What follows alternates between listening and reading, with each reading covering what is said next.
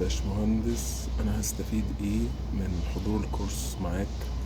وايه فعلا الحاجات اللي بتميز الكورس بتاعك عن اي كورس تاني موجود في السوق؟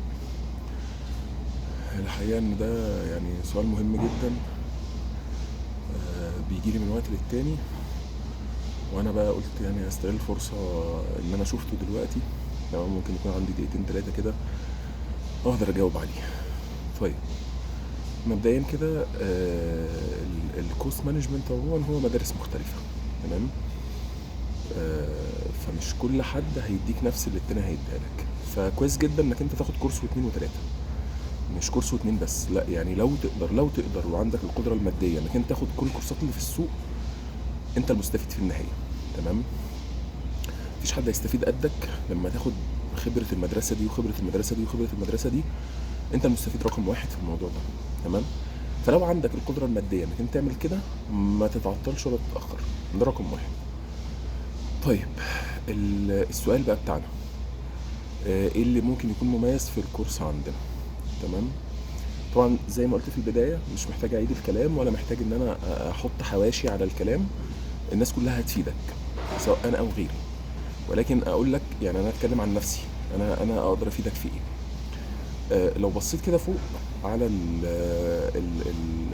السيرتيفيكتس، هتلاقي البي ام بي، السي سي بي، الفاليو ميثودولوجي اسوشيت، سبلاي تشين مانجمنت دبلومه. تمام. كل واحده من دول افادتني افاده معينه بقدر معين. تمام.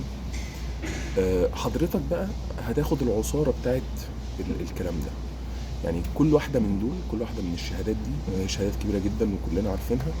كل واحده من الشهادات ديت ليها انبوت جوه الكورس عندنا. تمام.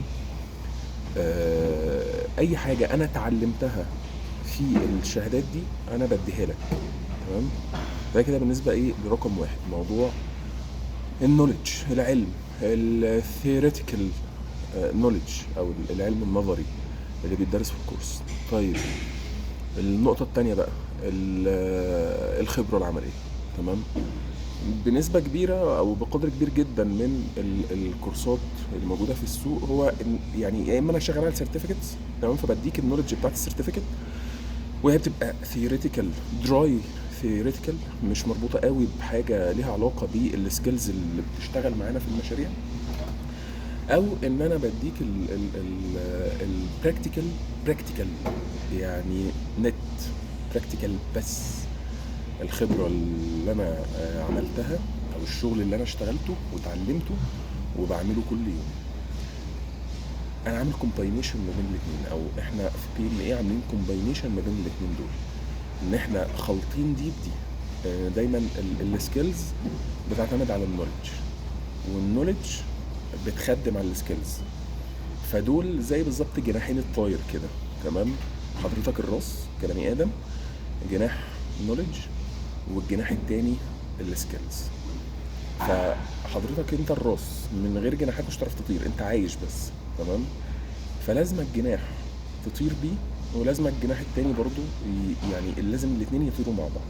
تمام. فمش هينفع انك انت يبقى عندك راس وما عندكش جناحات. فايه الجناحات بتاعتك؟ الجناحات بتاعتك النولج والسكيلز.